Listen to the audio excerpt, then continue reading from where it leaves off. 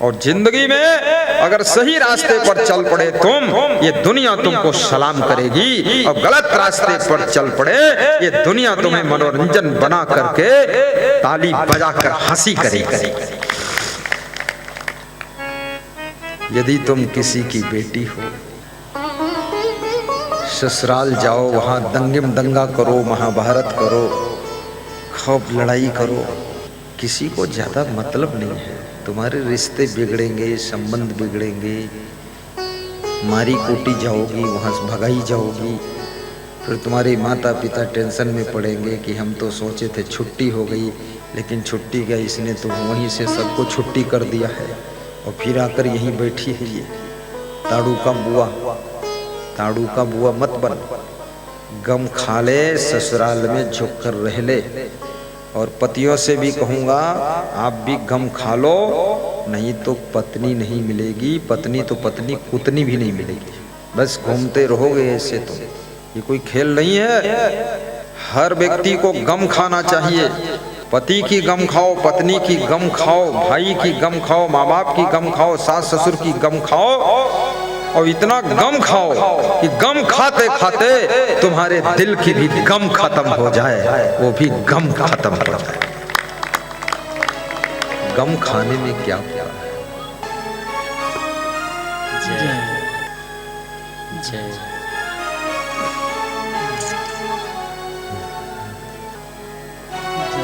गौर से सोचना। हर तबस्सुम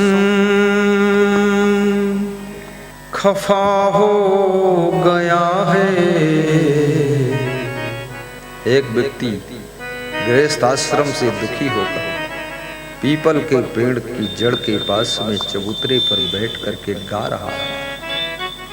क्यों? गम नहीं खाता था, इसलिए गम में डूबा रहता था। एक गम उसे कहते हैं जो तुम सहनशील बनते हो, वो भी गम है। गम खा लो यानी सहनशील बन जाओ। दूसरी गम वो है जिसे चिंता कहते हैं, टेंशन कहते हैं। यदि गम खा लोगे तो आपका संगठन मजबूत रहेगा, गम खा लोगे तो फैमिली में एकता रहेगी, गम खा लोगे तो सुमत रहेगी, और जहां सुमत तहां संपत्ति नाना, जहां कुमत तहां विपत्ति निधाना।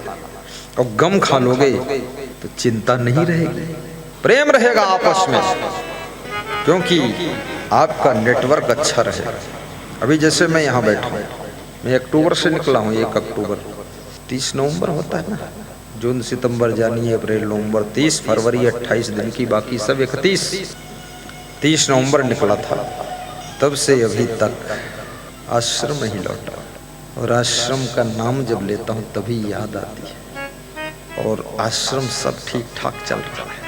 क्यों? क्योंकि संगठन मजबूत है। क्यों? क्योंकि एकता है। क्यों? क्योंकि सुमत है। क्यों? क्योंकि एक नेटवर्क में बहुत लोग हैं। जो जिस योग्य है उसको वो अधिकार है, उसको जिम्मेदारी है। और तुम जैसे तो दुनिया में तुम ही हो, हम जैसे तो हम ही हैं। तुम जैसा कोई दूसरा पैदा नहीं हुआ, तो हम जैसा कोई यहाँ जन्म नहीं लिया। तो जो भी काम करेगा वो अपनी बुद्धि से करेगा। थोड़ा उसमें अपने आप को भी एडजस्ट करना सीखो। ज्यादा गर्म दिमाग मत रख, ठंडा दिमाग रख। आइसक्रीम आइसक्रीम बना दूंगा, कल कुल्फी बना दूंगा, परसों तुमको फ्रिज बनाकर भेजूंगा। जो मिलेगा उसे ठंडा कर दूंगा।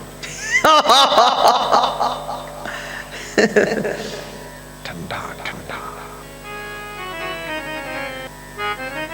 तो गृहस्थ व्यक्ति घर से दुखी होकर किसी की गम नहीं खाता था, इसलिए रोज लड़ाई, रोज झगड़ा।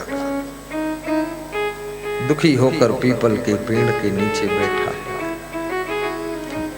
और जिनके घर में परस्पर प्रेम नहीं होता है ना, वे खुश नहीं रहते, प्रसन्न नहीं रह पाते।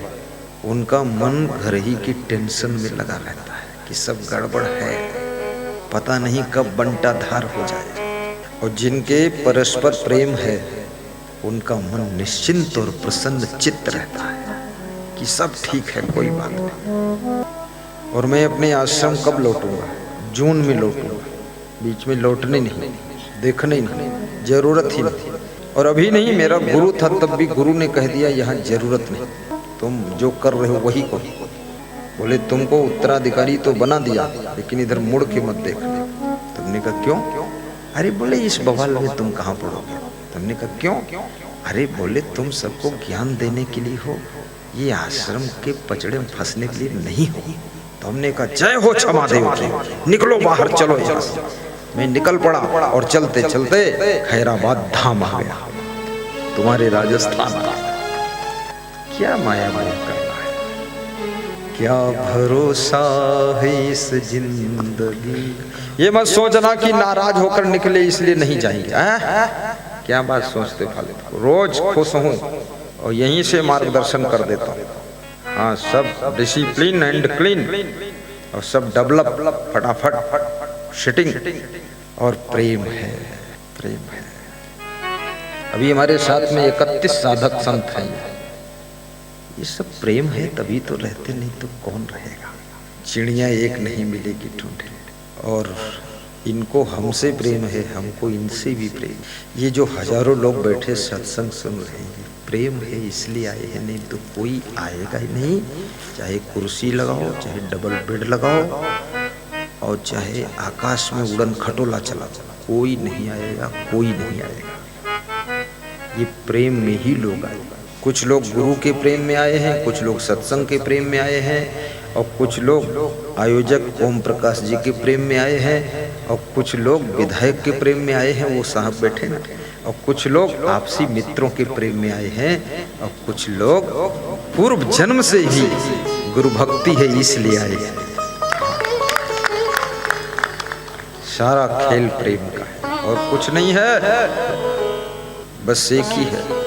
इसलिए कबीर साहब ने कहा है बीजक में, पोथी पढ़ी पढ़ी जगमुआ, पंडित हुआ न कोई, ढाई अक्षर प्रेम का, पढ़े सो पंडित हो।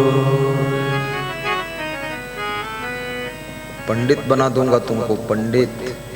तुम्हारी पत्नी को पंडिताइन बना दूंगा, दोनों पंडित पंडिताइन। ये कौन होता पंडित समझते हो? बस प्रेम पाट का चोलना, पहिर कबीरू नाच, पानी पदी हो तास को, जो तन मन बोले सांस। रही मन धागा प्रेम का, मत तोड़ो चटका, टूटे से फिर ना जुड़े, जुड़े गांठ पर जाए। प्रेमवा म भूले भगवान हो सेवरी के घर माँ। गाओ राम कर। प्रेमवा म भूले भगवान हो सबरी के घर माँ, भक्ति माँ भूले श्री राम हो सेवरी के घर माँ। भक्ति माँ भूले श्री राम हो सबरी के घर माँ। जो मुझे प्रेम से बुलाता है तो मैं गरीब से गरीब के घर भी जाता हूँ, और जो प्रेम से नहीं बुलाता है ना, तो फिर मैं राजा के यहाँ भी नहीं जाता। जहाँ प्रेम नहीं वहाँ पर जाना भी ठीक नहीं है, याद रखना। कल मुझे बुलाया हरिशंकर ने, खड़े हो। उदायला में रामकरण, पुनी राम, खड़े हो जाओ। ये तीनों मूर्तियों ने बुलाया। तो मैंने कहा कि आप तो जाओ, तैयारी करो, मैं आ रहा। तो बोले कुछ तैयारी बता दो तुम। अरे हमने कहा 25 साल से हमसे जुड़े हो, तैयारी पूछ रहे हो? 2-4 बार जा चुका हूँ, फिर क्या तैयारी पूछते? अरे बोले नहीं, ऐसी बात नहीं है, मैं ये पूछना चाहता हूँ कि कुछ मैं दान देना चाहता हूँ। हमने कहा दे देना। बोले नहीं नहीं, ऐसी बात नहीं, हम कुछ सामान दान देना चाहते हैं। हमने कहा सामान दे दो। बोले नहीं नहीं, ऐसी बात नहीं। तो हमने कहा कैसी बात है? बोले जो आपको जरूरत हो वो देना चाहते हैं। तो मैंने कहा मेरे लिए एक सोफा ला देना सिंगल, जो व्यास गादी पर बैठकर प्रवचन, एक टेबल सामने की ला देना। तो बोले ठीक। बोले और कुछ? तुमने और बोले सब साधुओं के लिए इनर ला दूंगा। 25 इनर ला कर दिया इन्होंने। और सोफा और मेज मार्केट में देखने गए तो बोले पसंद नहीं आ रहा तो कोटा में ले गया। अरे बोले हम पैसा दे देंगे, जहां अच्छा लगे वहां खरीद लेना। हमने कहा तुम भी रहना तो ठीक रहेगा। गुरु की सेवा। अब उनके दिए हुए सोफा पर बैठकर प्रवचन करूंगा, रोज उनकी भी याद आएगी और वहां से मेरी वाणी विश्व के करोड़ों लोग सुनेंगे, सबको शांति मिलेगी। उसका थोड़ा पुण्य इन भक्तों को भी मिलेगा। प्रेम से बुलाकर देखते। एक बालक चंदन सुमन आया, बोला, उसने कहा अरे चलना है। तो हमने कहा कैसे? तो हमने कहा तैयारी है। बोले हाँ। तो हमने कहा जाओ, आएंगे। राम कल्याण सुमन का बेटा चंदन सुमन, उनके यहाँ भी गया, बहुत अच्छा लगा। चींटी वहीं जाती है जहाँ कुछ मिठास होती है, मधुमक्खी उसी फूल पर बैठती जिसमें रस होता है, और भौरा उसी फूल का चुनाव करता है जिसमें पराग होता है, और गुरु और संत वहीं जाता है जहाँ थोड़ी श्रद्धा का रस होता है।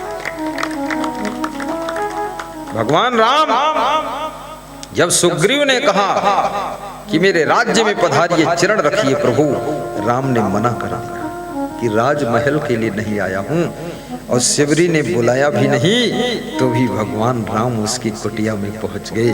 याद रखना, भौरा को कोई फूल निमंत्रण नहीं देता है, लेकिन जिस फूल में पराग होता भौरा स्वयं आता है।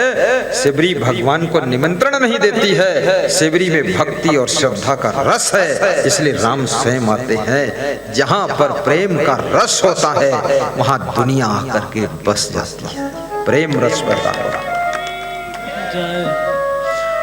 इस जमाने के प्रभु सागर हो तुम।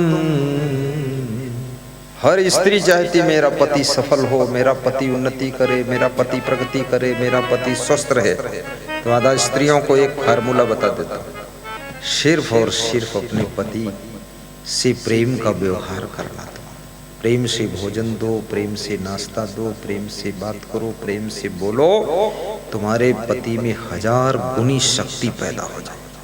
प्रेम एक ताकत है, प्रेम एक शक्ति है, कोई साधारण चीज नहीं। लेकिन पत्नियां 1 साल तो प्रेम से नाश्ता देती है, और दूसरे साल जहां नाश्ता रखा है वहां का रास्ता बता देती है, उधर रखा ले लो। ऐसा है। और तीसरे साल चाय बनाने का तरीका सिखा देती है कि अब तुम चाय बनाओ, हमारे पांव दर्द करते, हमको पिला देना। अब पति देव कैंटीन में घुस गए, चाय बना रहे हैं, पिला रहे हैं, और श्रीमती जी चस्की मार के पी रही है। पति देव कहते हैं जय हो वैष्णव देवी की, जय हो फलौदी माता की, जय हो संतोषी माता की, जय हो जगदम्बा मैया हमारे घर पैदा हो गई है। क्या बना रही लफड़ा फालतू। नहीं, कितने लोगों घरों में यही हो रहा है, गलत बात है। कभी भी अपना कर्तव्य दूसरे को मत लेने दीजिए। मैं अपने गुरु के पास में जब बैठने जाता था तो मेरे लिए जो बिस्तर लगाते थे संत लोग, तो उसका कोई कोना वोना टेढ़ा हो तो ऐसे मेरा गुरु हाथ मार देता था, सीधा कर देता था ऐसे कैसे। तो मैं गुरु का हाथ पकड़ लेता था कि मेरा बिस्तर सीधा मत करना। बोले क्यों? हमने कहा मैं शिष्य हूँ, तुम गुरु हो। शिष्य की सेवा अगर गुरु करे, इससे बड़ा शिष्य का पतन और कोई नहीं। कितना अहंकार भरेगा हमारे अंदर। बोले टेढ़ा था तो हमने को टेढ़े पड़ा रहने दो, हम सीधा कर लेंगे, लेकिन गुरु से सेवा नहीं लेना है। आप दूसरा कार्य करो, दर्शन दो, दीक्षा दो, आशीर्वाद दो और मैनेजमेंट करो, ठीक है, लेकिन ये मेरी चादर आपको नहीं खींचना है। जो अपने से बड़े होते हैं उनको थोड़ा ध्यान रखना चाहिए, उनका सम्मान करो, आदर करो। और स्त्री के लिए कहा गया है, एक भगवान तो भगवान है लेकिन दूसरा भगवान पति है। और दुनिया के लिए कहा गया है, एक भगवान तो जिसको मानते वो भगवान है, लेकिन दूसरा भगवान संत और गुरु है, तीसरा भगवान डॉक्टर होता है, डॉक्टर। वो भी दर्द से मुक्त करता है। तो इस जमाने के प्रभु सागर हो तुम,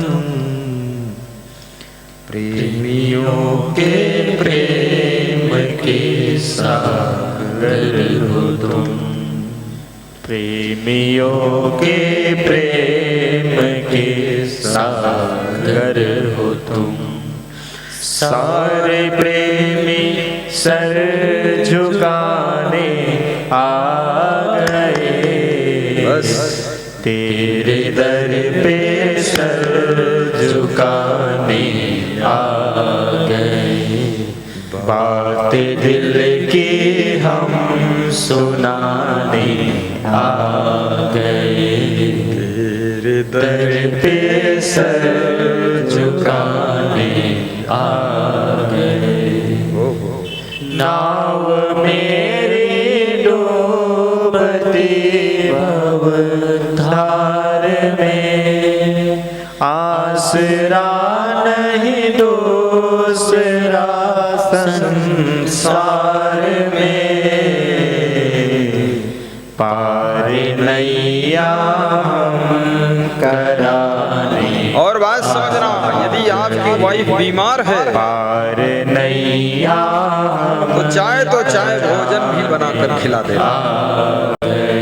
यदि उसके चोट लगी है, मलहम लगा देना। सर झुका, अस्वस्थ है तो गोद में लेकर गाड़ी में बिठा देना, क्योंकि ये जिम्मेदारी पति की है। सुनाने पत्नी स्वस्थ है तो आपकी सेवा करेगी, लेकिन कभी उसको तकलीफ है तो आप उसकी सेवा करेंगे। प्रेम की गंगा बहाते चलो, ज्योति से ज्योति जलाते चलो। जब 14 वर्ष का वनवास पूर्ण करके सीता जी लौट कर आती है राम के साथ अयोध्या, तो वहाँ की जिम्मेदारियों को तुरंत पकड़ लेती है। और जहि विधि रामचंद्र सुख पावहीं, सोई विधि सीता जी पति से वहीं। उसी प्रकार से सीता जी पति की सेवा करती हैं, जिस प्रकार से रामचंद्र को सुख मिलता है। मनमानी नहीं, इधर उधर नहीं, मुंह फुलाना नहीं, जब देखो तब गठड़ी बांधे मायके जा रहे। ये भी नाटक है। कितनी बहुओं में तो इतनी बड़ी नाटक है, दरभंगा नाटक, झालावाड़ वाली नाटक शुरू है। जब देखो तब यहाँ से रूठ गई। पति ने फोन लगाया, कहाँ हो? तो बता रही झालरा पाटन में झालर हिला रही। तो रूठ गई। ये कौन तरीका है? अरे कुछ तकलीफ भी है, आप थोड़ा गम खा के रहो, अपने मन की बात पति से शेयर करो, सासू माँ से शेयर करो, ससुर से शेयर करो, और ना शेयर करो तो शेर की तरह रहो, गम खा लो। कितने साधुओं में भी बहुत बड़ी प्रॉब्लम है, जरा सा रूठ गए बस लंगोटा उठाए जा रहे। सवेरे तुमने देखा कि वो साधक तो है ही नहीं, कहाँ गया? वो भी मायके गए। मूर्ख है मूर्ख। ये धर्मशाला खुला है घर में क्या? जब आओ तो रहो टांगे फैला के, और जब मन हो तब उठा जाओ, निकल गए। ये बर्बाद नहीं होगा घर, ससुराल चौपट नहीं होगी, भगदड़ मचाओगी, ये आश्रम चौपट नहीं होगा। मूर्ख, पगड़ा बांध के बैठा है, खाम खा झगड़ा रगड़ा करता है, खूब दाढ़ी रखा है, माथे में तिलक चंदन लगाए है, और जरा भी बर्दाश्त नहीं होता, तुरंत भाग गए आश्रम छोड़ के। दोबारा आओगे तो आश्रम मिलेगा? ये भड़बूजा हो जाएगा। दोबारा लौट कर मायके से आओगी, ये घर तो बर्बाद हो जाएगा। इतना नखरा क्यों? इतनी गुस्सा क्यों? इतना क्रोध क्यों? इतना बवाल क्यों? अपना सुधार करो और परमानेंट ठीक से पांव जमा कर रहो। अपना समझो, सासू तो रिटायर है, ससुर तो रिटायर होने वाला ही है, पति पत्नी का ही साम्राज्य आने वाला है, नई सरकार बनने वाली है, थोड़ा इंतजार करो। तुम सरकार बनने से पहले पार्टी छोड़ रही हो। हाँ, सब बहू का अधिकार आने वाला है, चेला का अधिकार आने वाला है, लेकिन तुम्हारे भाग्य फूटे हैं। खूब भागो, फिर तुम भगोड़े राम ही रह जाओगे। यहाँ क्या होने वाला है? एक चेला मेरे पास आया, बोला बहुत पश्चाताप है। तो हमने कहा पश्चाताप में तपो। बोले आपको छोड़ के गए हम, बहुत दुख ही दुख है, कुछ ऐसा आशीर्वाद दो जल्दी जल्दी दर्शन हो जाए, और कुछ ऐसी कृपा करो कि हमको रख लो अपने पास। हमने कहा बिका माल वापस नहीं होता है, और भागा हुआ साधु रखा नहीं जाता है। पता नहीं कहाँ कहाँ क्या क्या कुकर्म करके आए हो, 2-4 साल बाद यहाँ भी नरक बना दोगे। चलो निकलो, हटो बवाल। जब आना था तो जाना क्यों, और जाना है तो आना क्यों, और रहना है तो भागना क्यों, और भागना है तो रहना क्यों। चलो निकलो चंदूलाल, यहाँ जगह। ये कोई यहाँ नौटंकी का प्लेटफार्म में तो एक बार जो भाग जाए बस छुट्टी। मोबाइल में प्रवचन सुनो, तुम्हारे बस का नहीं है। हरे गुरु जिनके चरणों में भगवान झुकते थे, ऐसे सदगुरुदेव भगवान मिल गए। अब भागना क्या है, अब उनके चरणों में रुक करके अपने सोए हुए भाग्य को जगाना है। भागना नहीं है, भाग्य जगाना है। नित्य सत्संग सुनो। यदि आप सुख चाहते हो, उन्नति चाहते हो, तो आज निवेदन करूंगा, नित्य सत्संग सुनो। डेली, एक दिन के सत्संग से काम नहीं चलेगा सर्वेश। नित्य सत्संग सुनो, और अपने घर में दान पात्र रखो, नित्य दान करो। मोबाइल के यूट्यूब में रोज प्रवचन सुनो,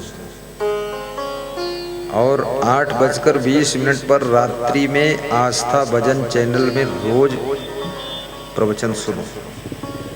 एक्स्ट्राग्राम में भी प्रवचन सुनो। संत श्री असंग देव ऐप को डाउनलोड करो, प्ले स्टोर में जाकर सर्च करो।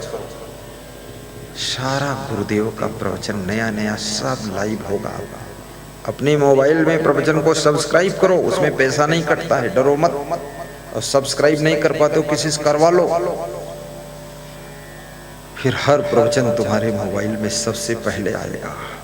ये कोई साधारण बात नहीं। और अपने घर में दान पात्र रखो। अभी मैं देख रहा था, संस्था के द्वारा दान पात्र यहाँ उपलब्ध कराए गए। वो साहिब बैठे हमारे, हाथ जोड़ो साहब, पात्र। अब ये जो दान पात्र मार्केट में 70 से 80 रुपये का मिलता है, मिलता नहीं, हम खुद 70-80 का खरीद चुके, तो मिलता बता रहे फालतू। वो दान पात्र संस्था की ओर से केवल और केवल 50 रुपये में प्राप्त होता है, और एक कूपन मिलता है, और स्टिकर उसमें मिलता है। अब उस दान पात्र को ले जाकर अपने घर में रखो। यदि कोई दान पात्र भेंट करने के लिए लाया हो तो ला सकता है, किसी के पास हो।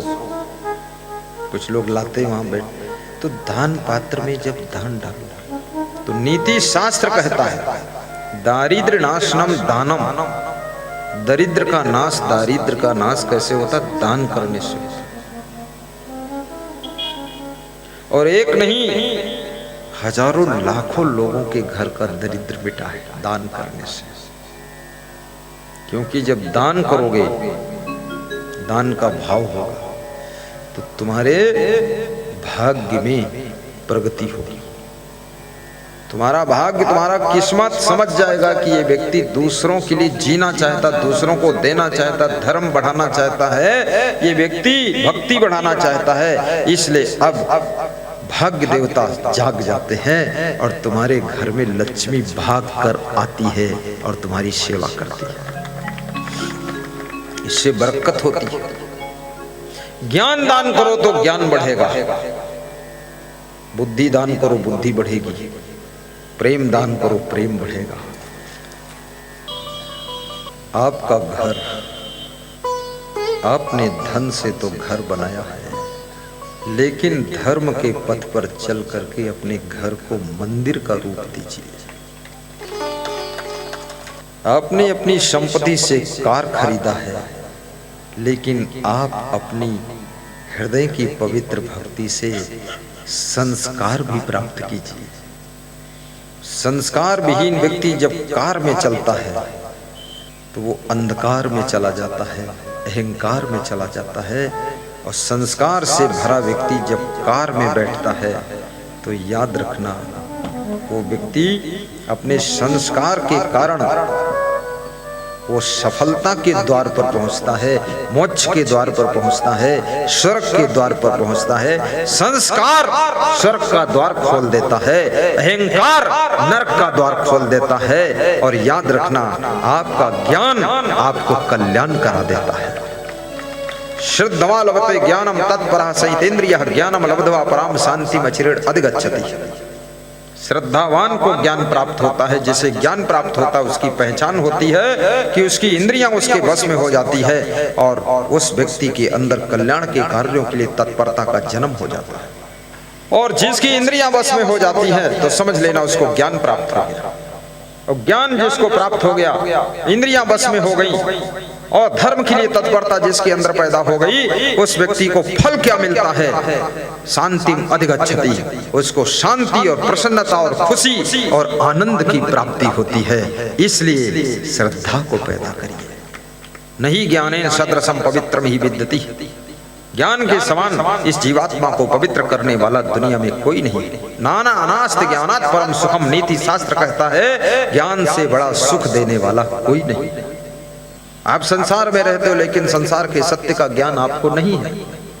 ये संसार मृत्युलोक है, इसका सही ज्ञान प्राप्त करो। यहाँ सभी का जन्म जीने के लिए हुआ है और जीने के बाद मरने के लिए हुआ है। यहाँ शरीर से कोई अमर नहीं है। कितना तुम्हारा प्रिय हो और कितना तुम्हारा दुश्मन हो और कितना ही महान हो, लेकिन ये शरीर रूपी वस्त्र सबको उतार कर रख देना पड़ेगा।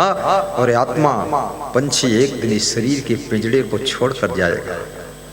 इसलिए किसी की मृत्यु में बहुत व्यथित होना, दुखित होना, उद्वेगित होना, ये सब अज्ञान है। ये तो नियम है, सबको जाना पड़ेगा।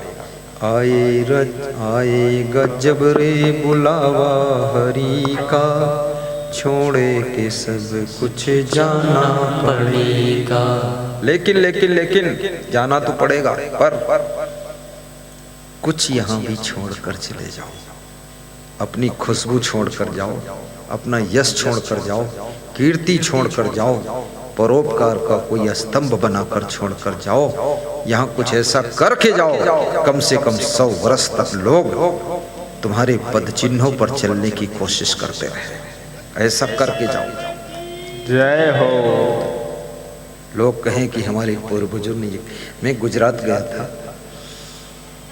तो बड़ोदरा जिले में एक करखड़ी गांव है, वहां पर एक ऊंचा पहाड़ जैसा है, टेकरी, वहां एक आश्रम बना था।